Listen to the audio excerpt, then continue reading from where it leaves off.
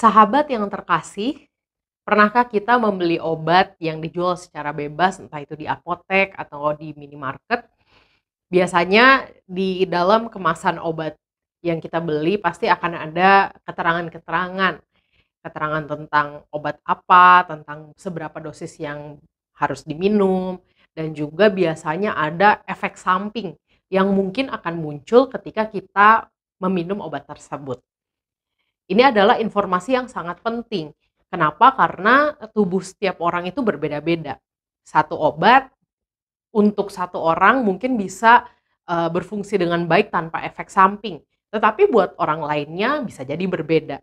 Bisa jadi ada efek samping tertentu tergantung pada kondisi tubuh orang yang meminum obat tersebut. Dan rasanya kalau kita bicara soal penyembuhan fisik, itu juga prosesnya macam-macam gitu ya, setiap orang dengan penyakit yang sama bisa, pola penyembuhannya, caranya, bahkan durasinya juga beda-beda. Bahkan dokternya pun bisa beda. Saya misalkan cocok dengan dokter A, tapi sahabat sekalian, lebih cocok dengan dokter B atau dokter C. Semuanya itu tergantung situasi dan kondisi kita. Kita melihat bahwa ketika kita sakit dan kita perlu penyembuhan fisik, ternyata proses yang dilalui oleh setiap orang bisa beda-beda. Bapak Ibu yang terkasih, hari ini ketika kita bicara soal cure with care, ini bukan cuma soal penyembuhan fisik. Tetapi ketika kita mau memulihkan diri, memulihkan batin kita juga memiliki cara dan proses yang berbeda-beda antara satu orang dengan orang lainnya.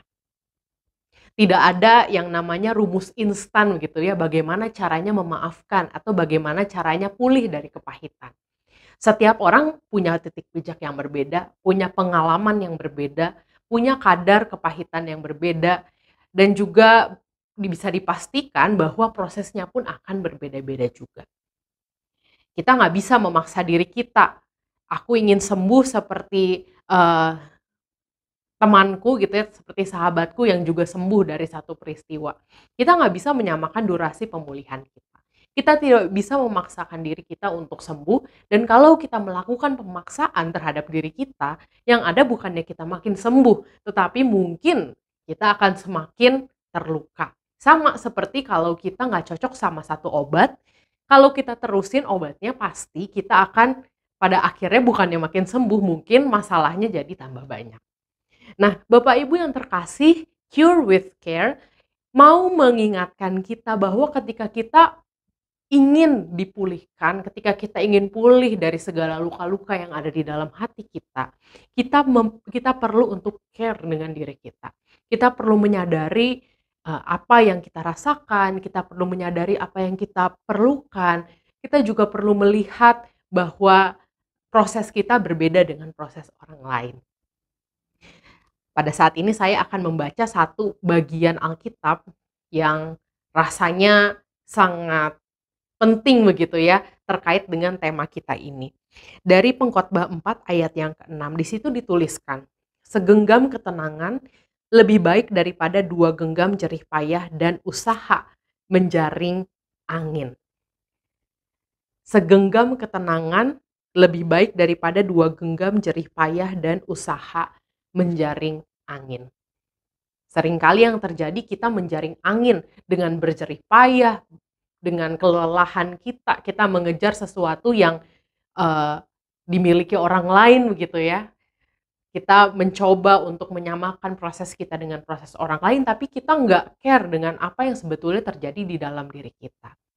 Bapak Ibu, pemulihan itu bisa terjadi ketika kita menenangkan diri, kita sadar dengan apa yang terjadi di dalam diri kita, dan kita membiarkan Tuhan untuk bekerja dengan rencananya, dengan caranya, dan juga dengan waktu yang sudah Tuhan tentukan. Oleh karena itu, kalau kita terlalu berjerih payah untuk menyamakan proses kita dengan proses orang lain, itu seperti usaha menjaring angin. Kita pengkhotbah mengingatkan kita agar kita di dalam menjalani kehidupan kita, dan salah satunya juga ketika kita berupaya untuk memulihkan diri, kita memiliki ketenangan. Agar apa?